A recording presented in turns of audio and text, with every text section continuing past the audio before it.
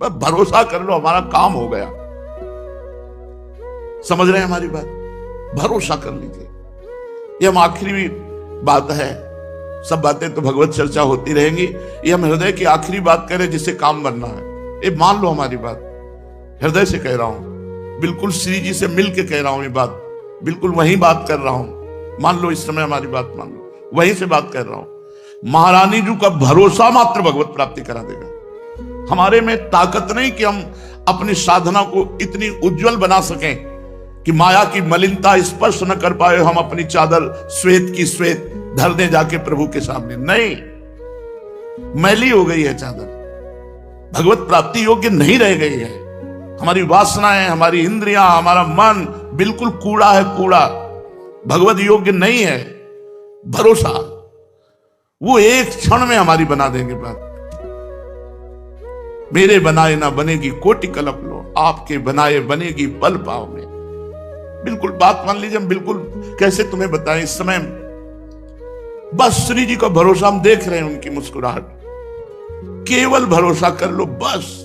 और इस भरोसे में आंच ना आने पावे, ए तुम ठीक नहीं हो, तुम्हारा भजन ठीक नहीं है, तुम्हारा मन ठीक नहीं, तुम अशांत हो, तो तुम्हें उस समय सोचना मैं श्री जी के भरोसे पे हूं।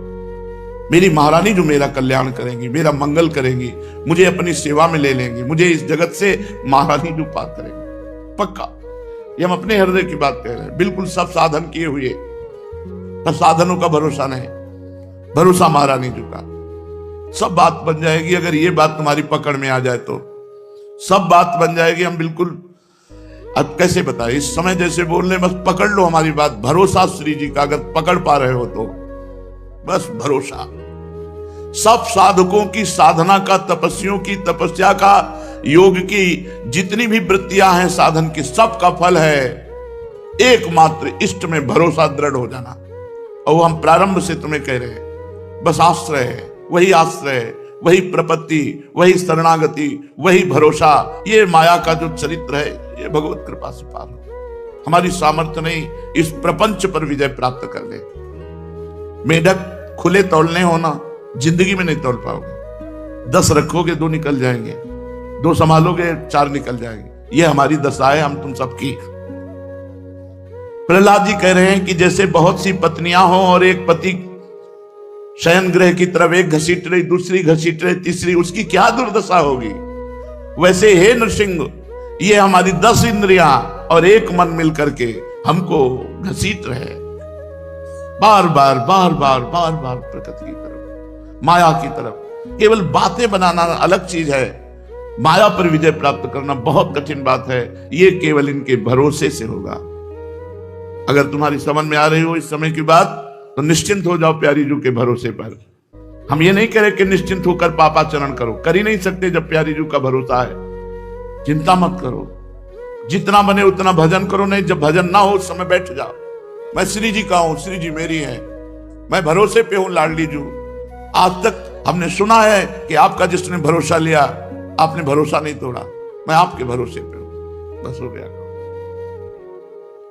दृढ़ भरोसा, दृढ़ भरोसा, बस दृढ़ भरोसा ही हमारे इस समय गूंज रहा है दिमाग में। दृढ़ भरोसा महारानी जी का हूं, प्रिया जी का हूं। संबंध गुरु जी के द्वारा मिलता है, भरोसा अपना होता है। जैसे हमारा संबंध श्री जी की, मैं सहचरी हूं, ये मेरी सोच नहीं है, ये मेरा भाव नहीं है, मेरे गुरुदेव ने दिया है। जब गुरुदेव ने दिया है तो इष्ट को बरबस ये संबंध स्वीकार करना ही पड़ेगा। वो अपनी बात पीछे रख देते हैं, अपने प्रेमी जनों की बात पहले रखते हैं। तो हमारे गुरुदेव ने हमको ये भाव दिया, इस पर तो मुझे चिंता ही नहीं है, क्योंकि देने वाले ने दिया है, स्वीकार करने वाले को स्वीकार करना होगा। इष्ट ने दिया है मुझे सहचरी भाव, गुरु रूप आकर के, और इष्ट रूप में स्वीकार किया है सहचरी भाव। लेकिन भरोसा ये हमारा है, ये हमारी तरफ से है। अगर इसमें कमी हुई तो बात नहीं बनेगी। भरोसा बिल्कुल दृढ़ होना चाहिए। ऐसे ऐसे लक्षणों वालों को श्री जी कृपा नहीं करती, हमें नहीं माननी बात। हम किसी लक्षण से भरोसा नहीं किए, हम तो वैसे कुलक्षण ही हैं, तब भरोसा किए कि मुझ जैसे लक्षणहीन पर भी लाडली जू कृपा करेंगी, तभी उनकी महिमा है। बस ये बात स्वीकार करो, भगवत प्राप्ति बिल्कुल सहज है। इस यही एक हृदय की हमारी शुरू से बात रही है। कभी कभी जब आनंद में पद्मासन में बैठे हुए प्रफुल्लित होते हैं, मुरारी शरण आ जाते, तब कहते सुन सुन भाई, यही कहते हैं दृढ़ विश्वास कर ले, दृढ़ भरोसा कर ले, इसी से भगवत प्राप्ति हो जाएगी। कोई साधन ना होने पर भी जिसने प्रभु का भरोसा किया, भगवान की प्राप्ति हो गई, भगवान की प्राप्ति हो गई। आगे पड़ा जटायु देखा, सुमिरत राम चरण की रेखा। दृढ़ भरोसा भगवान का था, आएंगे अंतिम समय भगवान अपने कर कमल से हमारा अंतिम संस्कार करेंगे। भगवान आए, जटायु को गोद में लिया और कहा तात आज्ञा करो तो अभी तुम्हारे शरीर को वज्र के समान बना दूं। कहा नहीं प्रभु नहीं। बड़े बड़े ऋषि मुनि इसी समय की याचना करते हैं और आज वो समय हम खो दें। नहीं प्रभु, मैं शरीर रखना नहीं चाहता। भगवान ने वो परम पद प्रदान किया जो केवल उनकी कृपा से ही मिलता है और किसी साधना से नहीं। तत्काल हरि रूप धारण करके की परम धाम को गए और जो दशरथ जी को सौभाग्य नहीं मिला, वो जटायु जी को सौभाग्य मिला। जटायु जी को अपने कर कमल से अंतिम संस्कार भगवान श्री राम कर रहे हैं। भरोसा, गोस्वामी जी बहुत जोर से कह रहे हैं, एक भरोसो, एक बल, एक आस विश्वास, भरोसा। बैठा लो ये बात बैठालने की, भाई कुछ बातें होती करने की, कुछ बातें होती होने की। ये होने की बात है, इसे स्वीकार कर लो, सब बात बन जाएगी। मूल में देखा जाता है, मूल में देखा जाता है। इसका भरोसा कहां है? साधना पे है, रुपया पे है, लोगों पे है, कहां है? अपबल, तपबल और बाहुबल, चौथो बल है दाम। सूर किशोर कृपाते सब बल हारे को हरिनाम। सुनेरी मैंने निर्बल के बल नाम। भरोसा, जिस समय हृदय में केवल भरोसा जागृत हो जाए, आप देखेंगे आनंद की बाढ़ आ जाएगी। ये सब साधन एक तरफ, भरोसा एक तरफ। कभी एकांत में बैठकर भरोसे का चिंतन करो ना, मैं प्रभु के भरोसे हूं। आप देखना कितना आपको आनंद मिलेगा। आनंद सिंधु का भरोसा, अच्छा उनको कोई बताने की जरूरत थोड़ी है। आपके अंदर जो भरोसा भाव उठा, वही वो बैठे हुए हैं। सही पूछो तो वही दे रहे हैं, तभी ये भरोसे का भाव आ रहा है। हम श्री जी के हैं, कितनी बड़ी बात हो गई। हम महारानी जी के हैं, श्री जी हमारी हैं। आप देखना तो इसका फल देखना, इस वृत्ति का फल देखना। ये हमारे प्रभु प्रेरित कर रहे हैं। सौभाग्यशाली जन इस बात को सुन रहे हैं और महासौभाग्यशाली जन इस बात को पकड़ पाएंगे कि हम कह क्या रहे हैं, हमारा कहने का आशय क्या है, हम अंदर से क्या चाह रहे हैं। बहुत जल्दी आप निर्भय हो जाएंगे, निश्चिंत हो जाएंगे, निश्चोक हो जाएंगे। भरोसा, दृढ़ भरोसा। बस विश्राम समझो जीवन का। जीवन का परम विश्राम आप कौन है, कैसे हैं, इससे कोई हमें लेना देना नहीं। बस भरोसा कर लो, हमारे प्रभु पर भरोसा कर लो, हमारी लाडली जी पर भरोसा कर लो। बस जीवन को आप देख लीजिएगा किस धारा में पहुंच जाएगा। अपनी चिंता छोड़ दो। जब तक अपनी चिंता करोगे, भरोसा दृढ़ नहीं होगा। प्रियालाल का चिंतन करो, प्रियालाल के सुख के लिए आचरण करो जितना बन सके। नहीं बैठे हैं भरोसे में। ये हम बहुत आखिरी की बात कह रहे हैं, बहुत जोर की बात कह रहे हैं, बहुत ऊपर की बात कह रहे हैं। काहू के बल भजन को, काहू के आचार, व्यास भरोसे कुंवर के, सोवत पांव पसार, सोवत पांव पसार। मेरी महाराज, मेरी लाडली, मेरी प्रिया। कैसे वो देख रहे, मुस्कुरा रहे। बस ये बात वही पकड़ पाएगा। फिर भी कह माइक से कह रहे हैं, पकड़ वही पाएगा जिसका महाभाग्य उदय हुआ है, जो हम कह रहे हैं, जो हमारे हृदय में इस समय स्फुरित हो रहा है। भरोसा। ये हरिराम व्यास जी कह रहे हैं, आचार्य हैं, विशाखा सखी के अवतार हैं। कह रहे काहू के बल भजन को। किसी को भरोसा अपने भजन का होता है, अपनी साधना का होता है। जो शरीर से साधन बनते हैं उनका भरोसा होता है कि इससे हमें यह फल मिलेगा। किसी को जितेंद्रियता का, आचार व्यवहार का भरोसा होता है। मैं बड़ा पवित्र हूं, मैं बहुत जितेंद्रिय हूं, मैं बहुत और किसी को होता है भरोसा महारानी जी का। ये खास बात है। भजन तो हमारा छूट सकता है, जितेंद्रियता तो टूट सकती है, व्यवहार हमारा बिगड़ सकता है, लेकिन भरोसा हमारा नहीं बिगड़ सकता। दृढ़ भरोसा, व्यास भरोसे कुंवर के सोवत पाओ। पूज्यपाद शिवड़िया बाबा जी महाराज। महापुरुषों के वचन हमारा व्यवहार और परमार्थ दोनों पुष्ट कर देते हैं। पकड़ लेना है बात, ये बिल्कुल आप समझ लो, स्थित होकर वहीं से बात तुमको सुनने को मिली है। पकड़ लो जिसको पकड़ना हो, बिल्कुल फ्री, बिना किसी प्रयास के वो बात बन जाएगी। यहां एक पैसे की जरूरत नहीं भगवत प्राप्ति में, एक पैसे की, केवल स्वीकृति, केवल स्वीकृति, केवल भरोसा। छा गया आनंद, छा गया हृदय में, केवल भरोसा। हृदय में भरोसा कर लेना, फिर देखना आपको कैसा लगता है। पर वो जैसे आ रहा है वो पता नहीं आप समझ पा रहे हैं कि नहीं समझ पा रहे हैं हमारी बात। इस समय हम प्रवचन नहीं कर रहे, इस समय हम अपने हृदय की बात आपके सामने रख रहे हैं, जिससे हम हर समय आनंदित रहते हैं, जिसमें हर समय गरजते रहते हैं। न मृत्यु का भय है, न दुख है, न कोई पीड़ा है, न कोई परेशानी है। सब कुछ होते हुए भी कुछ नहीं है। वो बात जो भरोसा है, ये श्री जी ने दिया है। ये जो आज अभी हम आपको बोले, अब हम तुम्हें घटना बता रहे हैं अपने जीवन की। जिस समय पहली रिपोर्ट हमारे हाथ में आई कि तुम्हारी किडनी फेल, हम गंगा किनारे रहने वाले, हमको यह भी पता नहीं कि किडनी किसे कहते हैं। सच्ची मानना, क्योंकि कभी जन समुदाय, जन संपर्क से संपर्क ही नहीं हुआ, संसार का ज्ञान ही नहीं हुआ। 35 वर्ष की अवस्था तक संसार क्या मुझे ज्ञान ही नहीं हुआ।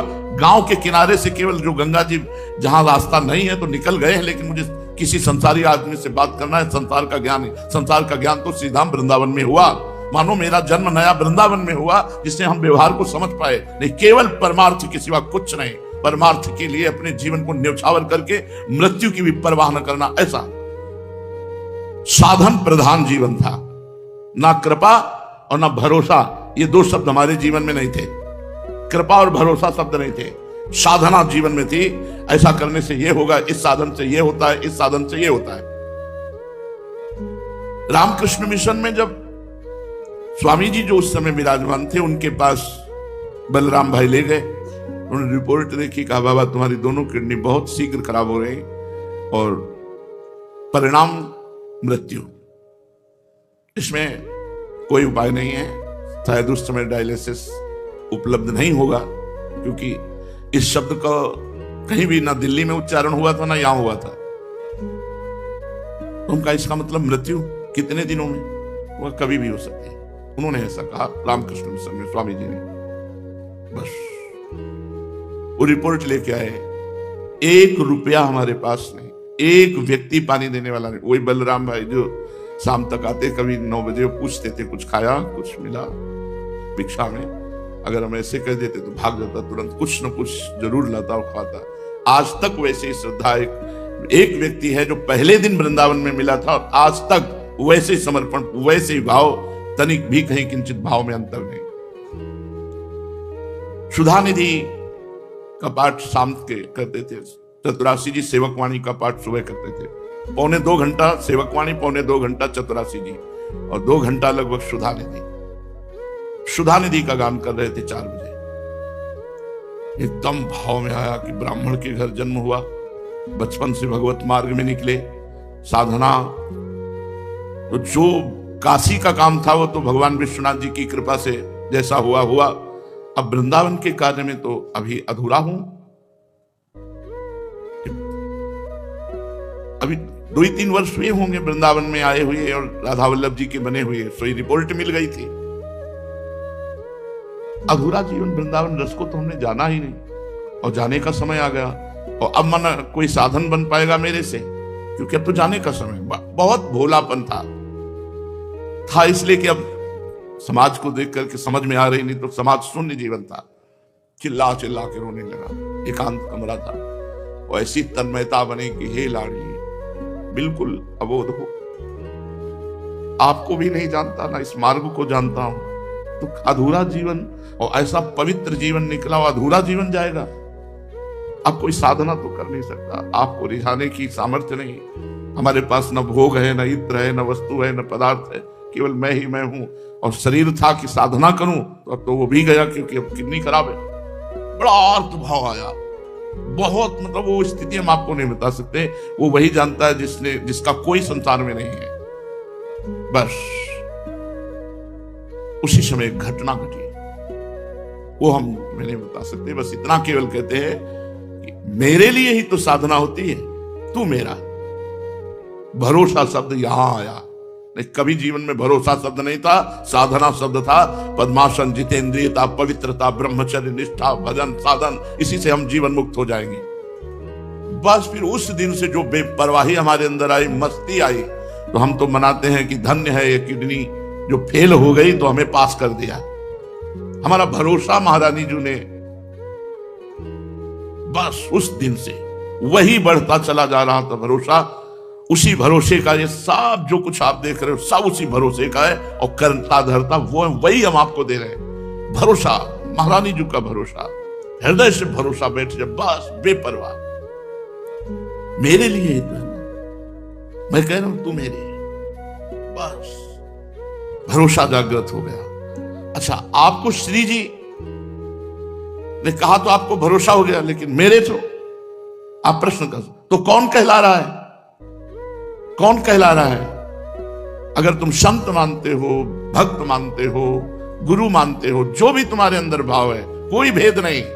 भक्ति भक्त भगवंत गुरु चतुर नाम बपु एक, इनके पद बंधन किए नासत विघ्न अनेक। मान लो मेरी महारानी जो बोल रही, मेरे लिए सिर्फ मेरी महारानी जो बोल रहे कि मेरा भरोसा कर ले, मेरे गुरुदेव के रूप में मेरी महारानी बोल रहे, इस संत के रूप में महारानी बोल रहे, इस भक्त के रूप में महारानी बोल रहे, मान लो अभी निहाल हो जाओगे।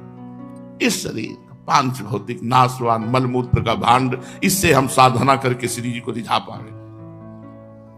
बस आप रीझ जाओ, अपने से रीझ जाओ।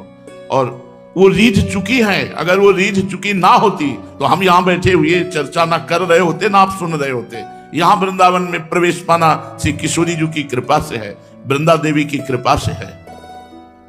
भरोसा। पूज्यपाद सूर्या बाबा जी महाराज, बाबा आजकल जिसको देखो वो पतन की तरफ ही चला जा रहा है। क्यों? क्योंकि उत्तर, असत पुरुषों का दर्शन, संभाषण, स्पर्श, इससे पाप बढ़ता है, मन मलिन होता है। ध्रुवदास जी ने भी कहा है कि धाम प्रिया प्रीतम, इनके प्रति जिनके हृदय में प्रियता ना हो, ऐसों का स्पर्श ना करें। वृंदावन के वास को जिनके नाय हुलास, तिनको परस न कीजिए, तज ध्रुव तिनको पास। श्री ध्रुवदास जी महाराज कह रहे हैं कि जो अगर धामवास की उल्लास वृत्ति नहीं है तो ऐसे लोगों का स्पर्श नहीं करना चाहिए। जो भगवत विमुख हैं, पापाचरण करते हैं, उनसे संभाषण करने से, उनका स्पर्श करने से, उनके साथ खान पान करने से, अगर आप भजनानंदी हो तो भजन का तेज नष्ट हो जाएगा, बुद्धि मलिन हो जाएगी, और भजनानंदी नहीं तो और बुद्धि भ्रष्ट हो जाएगी। जहां तहां के पावने भजन तेज घट जाए, जहां जहां जैसा भोजन मिला वैसा खा लिया, जैसे लोग मिले हंसे खेले बात किए, ये साधक की दृष्टि नहीं है। यदि असत पुरुषों का दर्शन, स्पर्श, संभाषण किया जाए तो पापों की वृद्धि होती है। यदि पुण्यात्मा महात्माओं का दर्शन किया जाए, संभाषण किया जाए, स्पर्श हो जाए तो पुण्य की वृद्धि होती है, पवित्रता आती है। इसी से हमारे यहां पाप कर्म बढ़ते चले जा रहे हैं, क्योंकि अधिक संग असत आचरण करने वाले दुरात्माओं का मिलता है। सत आचरण करने वाले महात्माओं का तो बिरला ही। जब द्रवहि दीन दयालु राघो तो साधु संगति पाइए। जब भगवान द्रवित होते हैं तब भक्तों का संग, संतों का संग मिलता है। सुत दारा धन लक्ष्मी पापियों के घर होए, संत समागम हरि कथा तुलसी दुर्लभ दोए। आजकल तो इन बातों को भी सत्य नहीं मानते हैं, शास्त्रों को भी सत्य नहीं मानते हैं। जब शास्त्रों को सत्य नहीं माना जाएगा, संतों को सत्य नहीं माना जाएगा, तो पतन ही होगा। कौन तुम्हें संभालेगा कि तुम्हें ये करना चाहिए, ये नहीं करना चाहिए। आजकल के लोग आधुनिक पद गाने वालों के पद गाते हैं, नहीं गाना चाहिए।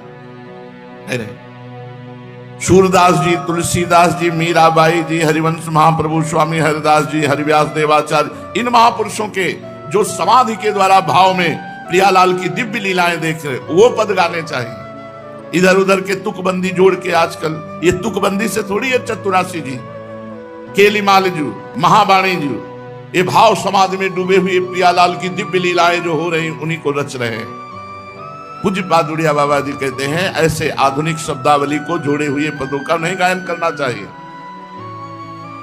अब जैसे अभी आते हैं एकांतिक में कोई हमने गीता की टीका की, ठीक है, गीता भगवान की वाणी है, लेकिन तुम टीका करने की अधिकारी हो, तुम्हारी स्थिति कहां है? अगर कृष्णाकार स्थिति है तो तुम्हें लेके बात कहने की हिम्मत कैसे हुई कि मैंने गीता की टीका की? अगर भगवदाकार वृत्ति नहीं है तो तुम्हारी सामर्थ्य क्या है कि गीता के शब्दों को समझ लो? शब्दार्थ, भावार्थ, रहस्यार्थ, भगवान की गुणवाणी भगवान में ही स्थित होकर के समझी जा सकती है। किसी भी ग्रंथ के अर्थ को जो महापुरुष किए हुए हैं, भगवत प्राप्त, उनकी वाणी पढ़ो। जो भगवत प्राप्त महापुरुष, उनके द्वारा जो पद हैं, उनके द्वारा जो वचन हैं, उनको मानो। वाणी उनकी जो समदर्शी है, जो निरपेक्ष है, जो मननशील है, जो निर्वैर है, जो भगवत स्थित द्वंद्वातीत है, उनकी वाणी, उनकी रचना। ये भारतवर्ष की जनता जो अधोगति को प्राप्त होने वाले आचरणों में जा रही है, हम सबसे निवेदन करते हैं, हमारे सनातन पद्धति में नया वर्ष चैत में लगता है, संवत्सर से बदलता है।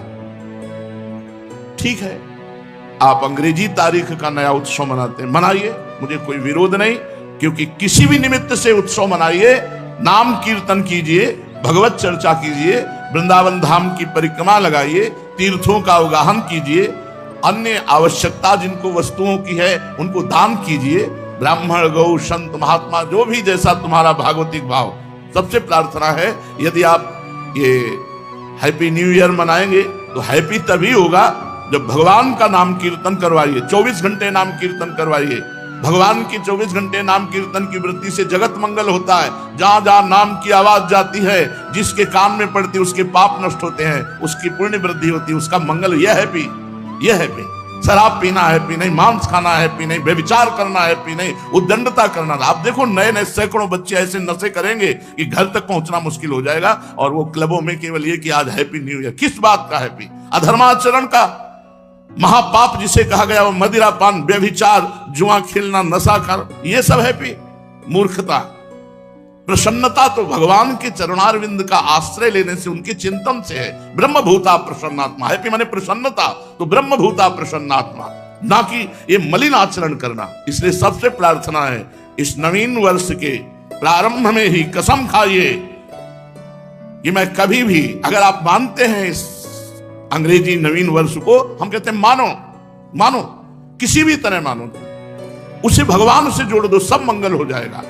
कभी भी किसी भी स्थिति में मैं कभी पराई माता बहनों के साथ व्यभिचार नहीं करूंगा। नियम लो, मैं कभी शराब नहीं पीऊंगा, मैं कभी मांस नहीं खाऊंगा, मैं कभी किसी का भूल कर अहित नहीं करूंगा। तब तो तुम्हारा हैप्पी न्यू ईयर होगा। नहीं, हैप्पी नहीं हो सकता, पक्का हैप्पी नहीं हो सकता। असत आचरण करने वाला कभी प्रसन्न नहीं हो सकता। थोड़ी देर हर्षित हो सकता है, लेकिन शोकित होना पड़ेगा। हमारा भारतवर्ष महान भगवत धर्म युक्त है। ये अधोगति को जो जा रहा है, ये नवीन नवीन बच्चे, नवीन नवीन अवस्था की बच्चियां, ये सब अपनी मर्यादाओं को छोड़कर गलत आचरणों की तरफ बढ़ रहे, इसलिए बहुत हानि है। पूज्य बाबा, जो शास्त्र के नियमानुसार चलता है, उसकी भागवतिक और लौकिक दोनों उन्नति होती है। ऐसी धूर्तता छाती है कि हैप्पी न्यू ईयर, धूर्तता, उद्दंडता, मलिनता, अपवित्रता, असभ्यता, ये हैप्पी होगा तुम्हारे लिए न्यू ईयर? ये नया साल तुम्हारे लिए आनंद, नया साल आनंद होगा। घी का दीपक जला करके कलश में रखो, नियम लो, कि आज से मैं असत आचरण नहीं करूंगा, 24 घंटे नाम कीर्तन करो, सुंदर सुंदर भोग पकवान बनाओ, भगवान को भोग लगाओ, 10-20 भूखे को पवाओ, सर्दी का समय 10-20 कंबल खरीदो, फुटपाथ में जो सो रहे हैं उनको बांटो और कहो हैप्पी न्यू ईयर, माना तुम्हारी हैप्पी न्यू ईयर हो गया। भगवत संबंध से संकल्प करो, आज से कभी असत आचरण नहीं करेंगे, तो ये बात समझ में आएगी। ये मलिनता के आचरण करने वाले कभी हैप्पी रह सकते हैं, आज हैप्पी मना लो, कल डिप्रेशन में जाओगे, क्योंकि पाप आचरण कर रहे हो। ये तुम्हें ऐसी जगह ले जाएंगे जहां शोक, चिंता, भय, उद्विग्नता, अशांति, जन्म, मृत्यु, ये सब होगा। इसलिए अपने वास्तविक भारत देश का जो हैप्पी न्यू ईयर है वो है संवत्सर। जब संवत्सर बदलता है, चैत की शुक्ल प्रतिपदा, वो हैप्पी न्यू ईयर।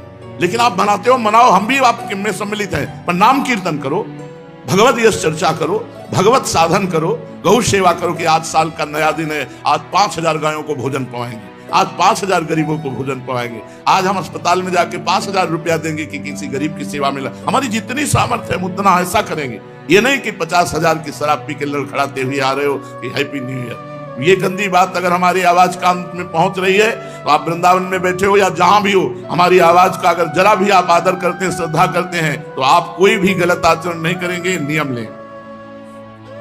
पूज्य बाबा, हमें जैसे रोग होने पर डॉक्टर की जरूरत है, ऐसे बुद्धि भ्रष्ट होने पर बुद्धि को शुद्ध करने के लिए हमें गुरु की जरूरत है, हमें संत की जरूरत है। अगर हमारे देश में भगवत प्राप्त महान संत ना हो, तो जो पापाचरण हो रहा है ये किसी को भी शांति ना होने दे, किसी को भी चैन से ना रहने दे। पर वो तो संतों की कृपा है, भजन करके सर्वे भवन्तु सुखिनः सर्वे संत निरामया, ऐसा तो उस आनंदमय जीवन, सुखमय जीवन पाप करते हुए भी पृथ्वी फट नहीं रही। आकाश हमको अवकाश दे रहा है, वायु हमको जीवन दे रही, जल हमको जीवन दे रहा है, लेकिन अगर ज्यादा बढ़ता चला जाएगा तो ये सब दूषित होते चले जाएंगे। इसलिए हम अपने आचरणों को सुधारें, अपने पापाचरण को सुधारें, भगवान नाम से जुड़े, भगवत महिमा से जुड़े, तो हमारा जीवन पवित्र होगा, हृदय आनंदित होगा। चलते हैं श्रीमद् भागवत महापुराण। भगवान श्री कृष्णचंद्र जी ने जब द्वारिका लीला का विस्तार किया तो अष्टपट रानियों को स्वीकार किया। प्रथम श्री रुक्मिणी जी, द्वितीय श्री जाम्बवती जी, तृतीय तीसरी श्री सत्यभामा जी, चौथी श्री कालिंदी जी, पांचवी श्री मित्रविंदा जी, और छठवीं नागनिजिति सत्या जी, और सातवीं भद्रा जी, और आठवीं लक्ष्मणा जी। ये 8 पटरानियां भगवान की।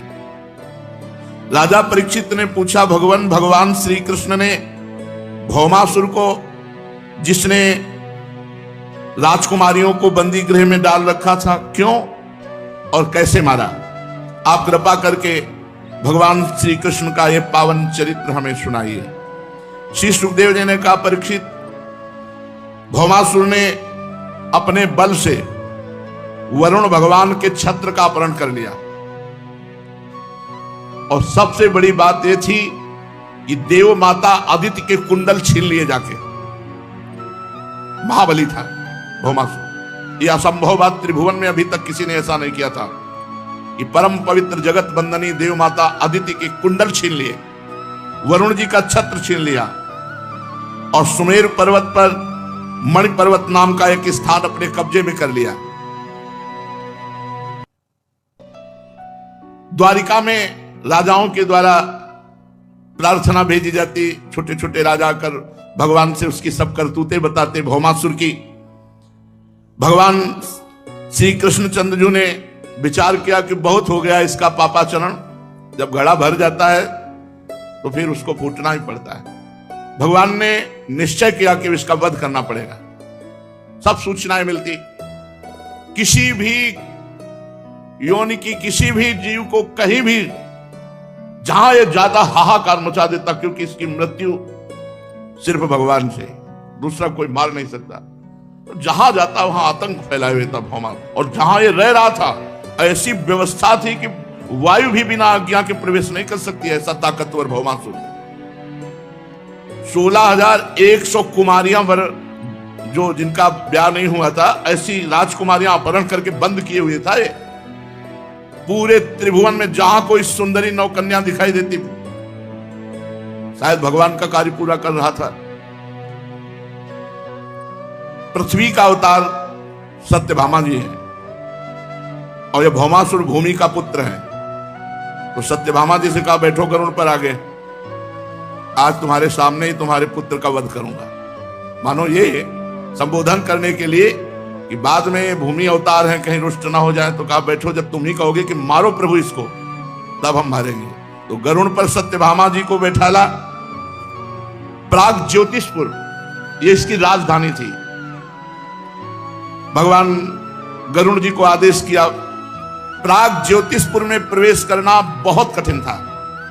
पहले तो चारों ओर जुड़े हुए पहाड़ों की किलेबंदी थी, उसके बाद दिव्यास्त्रों का घेरा था कि आप प्रवेश करेंगे तो आपको काट डालेंगे, दिव्यास्त्र चलाने की जरूरत नहीं है। इसके बाद जल की खाई थी, उसके बाद बिजली की चार दीवारी थी, इसके बाद जहरीली गैस की चार दीवारी थी, इसके बाद मुर दैत्य ने चारों ओर 10,000 घोर दिखाई ना देने वाले फंदे में जाल, कोई भी चले फंस गए।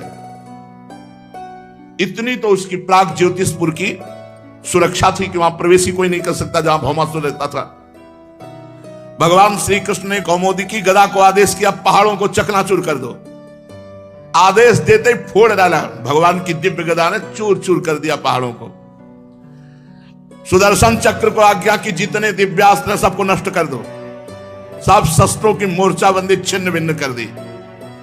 सुदर्शन जी को आदेश किया, ये अग्नि की, जल की, गैस की जितनी चार दीवारियां हैं सबको नष्ट कर दो। भगवान का सुदर्शन चक्र उनको नष्ट कर दिया। मूल दैत्य के फंदों को अपनी तलवार को आदेश किया, काट दो। दिखाई नहीं देते थे, तलवार ने सब दिव्यास्त्र हैं भगवान के। इसके बाद बड़ी बड़ी मशीनें लगी हुई थी, यंत्र। अगर कोई वीर पुरुष गया तो यंत्र उसे घसीट के तुरंत नष्ट कर देंगे। उस समय भी भौमासुर ने ऐसी व्यवस्था। भगवान ने 5 जन शंख का नाद किया तो सब मशीनें विदीर्ण हो गई, नष्ट हो गई। अब जो आखिरी परकोटा था, भगवान गदाधर ने मारा, गदा तो पूरी विध्वंस कर दिए परकोटे। जब 5 जन शंख की ऐसी धुनी हुई, प्रलयकालीन बिजली कड़क रही हो मानो, तो मुर दैत्य आखिरी रक्षा में था। प्रवेश करने के लिए मुर दैत्य को मारना आवश्यक था। वो जाग पड़ा, शंख ध्वनि सुनकर निकल आया। मुर दैत्य के 5 सिर थे, 5 सिर। वो जल में पड़े सोता रहता था, क्योंकि कोई आ ही नहीं सकता वहां। प्रलयकालीन सूर्य और अग्नि के प्रचंड तेज के समान 5 खोपड़ी वाला मुर दैत्य, बड़ा भयंकर, कोई आंख उठाकर उसकी तरफ देख नहीं सकता था। उसने त्रिशूल उठाया और गरुड़ जी पर प्रहार किया। भगवान गरुड़ जी पर विराजमान थे, आगे सत्यभामा जी। ऐसा मालूम हुआ वो 5 मुख से अब त्रिलोकी को निकल जाएगा। जब गरुड़ जी पर त्रिशूल चलाया और 5 मुखों से सिंहनाद किया, सिंहनाद थरथरा दिया भूमंडल को। भगवान ने देखा कि मूर दैत्य का त्रिशूल गरुड़ जी की ओर आ रहा है, तो बड़ा हस्त कौशल दिखाते हुए सारंग धनुष से 2 बाण मारे कि त्रिशूल काटकर गिरा दिया। और मूर दैत्य के मुखों को भगवान ने बाणों से भर दिया। 5 मुख अट्टहास किया ना, 5 को बाणों से भर दिया। अब वो दैत्य बड़ा क्रुद्ध हुआ और अपनी गदा उठाई और भगवान पर प्रहार किया। परंतु गदाधर भगवान ने वो गदा उनके समीप पहुंचे, इसके पहले ही अपनी गदा से उस गदा को नष्ट कर दिया।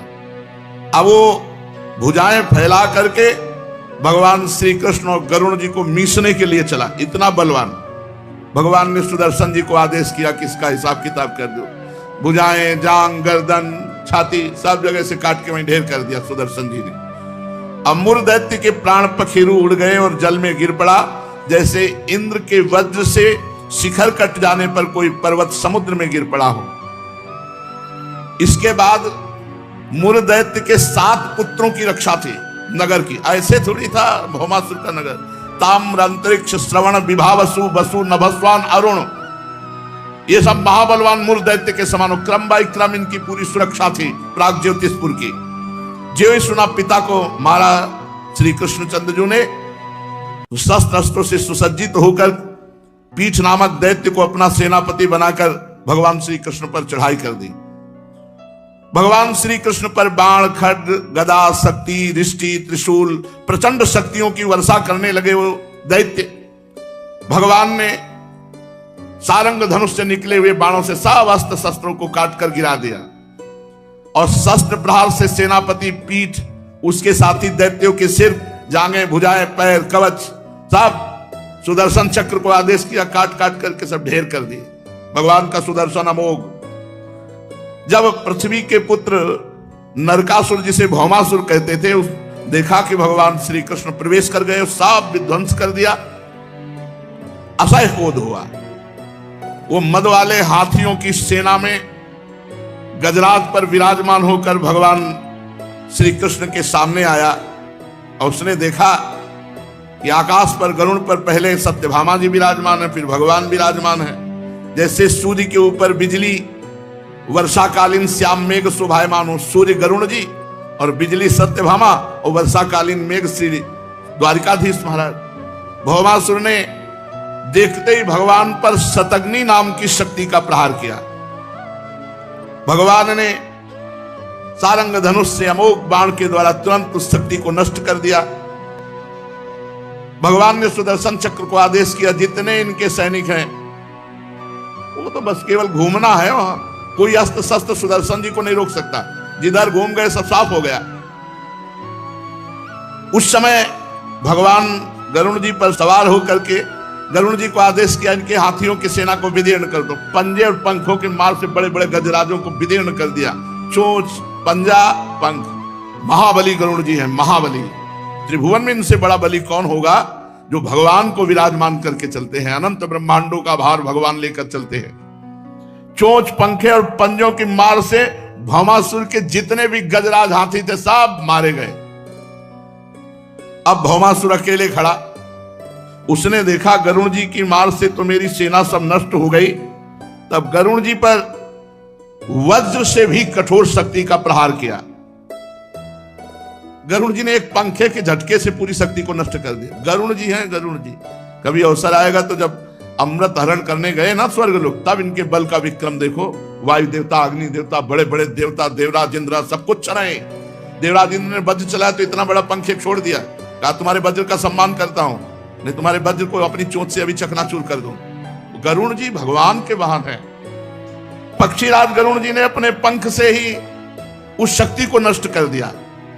भौमासुर ने जब देखा मेरी कोई चाल नहीं चल रही, कोई उद्योग नहीं चल रहा, सब विफल हो जा रहा, उसने त्रिशूल उठाया और भगवान श्री कृष्ण की तरफ बढ़ा प्रहार करने के लिए। तो सत्यभामा जी ने कहा प्रभु ये प्रहार कर रहा है, इसके पहले बोले बस बस तुम्हारे आदेश की जरूरत थी, क्योंकि उनको पता नहीं है मेरा पुत्र है। सत्यभामा रूप में है, भूमि पुत्र ही भौमासुर। भगवान ने सुदर्शन चक्र से कहा कि भौमासुर का सिर किरीट कुंडल सहित अलग कर दो। बस सिर कुंडल किरीट के सहित सुदर्शन जी ने काट करके नीचे फेंक दिया। और यही सुदर्शन भगवान